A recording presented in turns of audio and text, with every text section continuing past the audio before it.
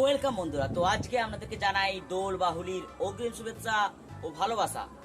তো আজকে আমি যেটা করতে চলেছি সেটার নাম হলো রং বা আবির।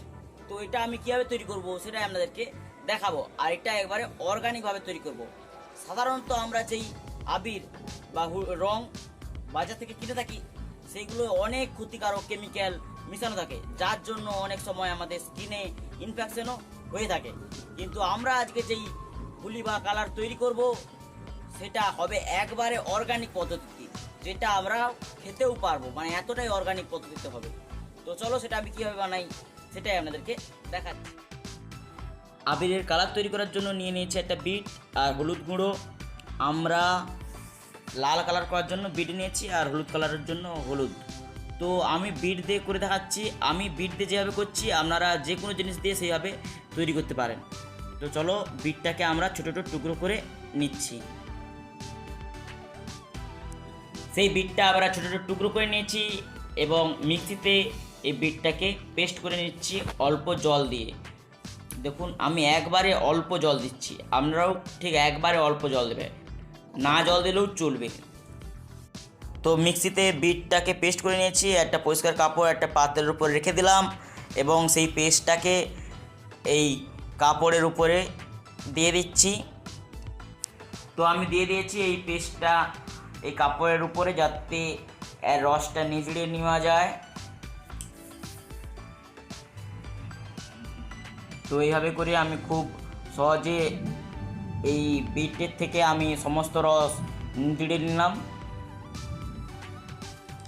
আমি একটা পাত্র নিয়ে নিয়েছি, এতে আমি অ্যারোট দিয়ে দিচ্ছি, যেটা হলো বার্লিকের পাউডার ফর্ম। এখানে আপনারা কর্নফ্লাওয়ার ইউজ করতে পারেন, কর্নফ্লাওয়ারের একটু বেশি দাম অ্যারোটের তুলনায়, তাই জন্য আমি অ্যারোট ইউজ করছি। যে কোনো ভুসিমাল দোকানে এই অ্যারোট পেয়ে যাবেন আপনারা চাইলে কর্নফ্লাওয়ার দিয়েও এটা করতে পারেন। তো যেই আমি রসটা নিয়েছিলাম বিটের, সেই রসটা ধীরে ধীরে ঢেলে আমি এটাকে মাখিয়ে নিচ্ছি।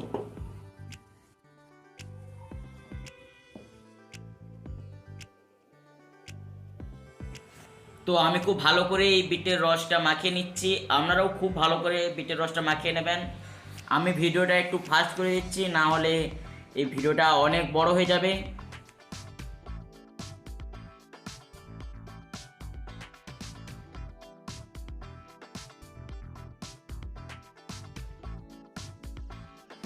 আমি খুব সুন্দর করে এই বিটের রসটা মাখিয়ে নিচ্ছি, আপনারাও ঠিক একইভাবেই মাখিয়ে নেবেন। আর এখানে আপনারা ফুড কালারেরও ইউজ করতে পারেন এই কালারের জন্য, সেটাও খুব সুন্দর করে ওয়ার্কিং হবে। ফুড কালারে আমাদের স্কিনে কোনো ক্ষতি হবে না, কারণ ওটাকে আমাদের খাওয়ার জন্য তৈরি করা থাকে, অতটাও কোনো ক্ষতি হবে না আমাদের স্কিনের জন্য।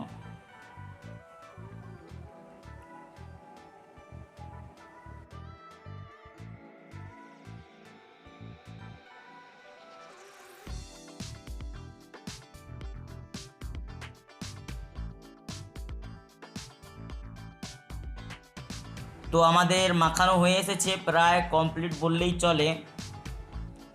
তো আমাদের মাখানো একেবারেই কমপ্লিট হয়ে গেল।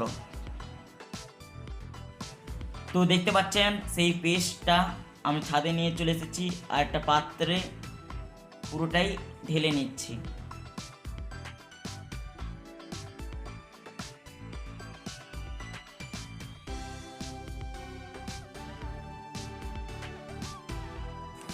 তো আমি এই পাত্রে পুরোপুরি এই পেস্টটা ঢেলে নিয়েছি। তো যেভাবে আমি লাল কালারটা করেছিলাম সেই একইভাবে এই হলুদ কালারটাও করে নিয়েছি, আর এই পাত্রে আমি ঢেলে নিচ্ছি। তো আমার কাছে আরও একটি পাত্র আছে, সেটাতেও আমি ঢেলে নিচ্ছি।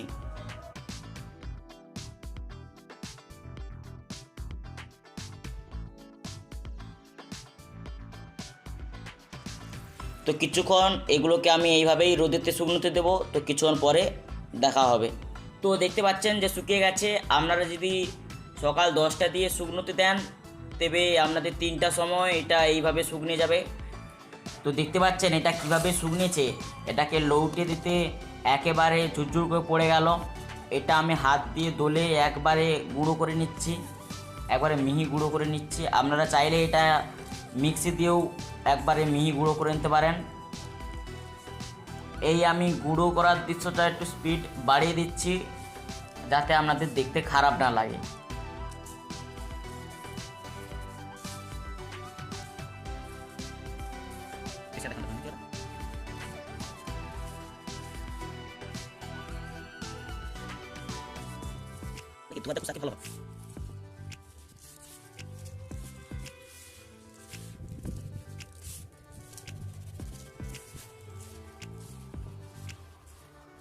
তো দেখতে পাচ্ছেন আমি সব আবিরকে একবারে মিহি করে চলে এসেছি। দেখতে পাচ্ছেন একবারে মিহি করে নিয়ে চলে এসেছি। এই যে হলুদ রঙের আবিরটা, এই যে গোলাপি রঙের আবিরটা, বিট দিয়ে এত সুন্দর গোলাপি রঙ হবে আমি ভাবতেই পারিনি। এটা যে অর্গানিক, একেবারে অর্গানিক, আমরা খাওয়ার জিনিস দিয়ে তৈরি করেছি, এটা প্রমাণ করার জন্য আমি খেয়ে দেখাতে পারি। দেখতে পাচ্ছেন খাচ্ছি কিন্তু কিছু ক্ষতি হবে না আমাদের। তাহলে এটা স্কিনে নিলে কীভাবে ক্ষতি হবে আপনারাই বলুন। আপনারা এটা স্কিনে মাখলেও কোনো ক্ষতি হবে না। তো এইরকম ভিডিও দেখতে আমাদের চ্যানেল সাবস্ক্রাইব করে রাখতে পারেন, আর এই আবিরটা বাড়িতে ট্রাই করতেই পারেন। আর এরকম ভিডিও দেখতে আমাদের চ্যানেল অবশ্যই সাবস্ক্রাইব করে নিন। তো ভালো থাকবেন, সুস্থ থাকবেন। হরে কৃষ্ণ।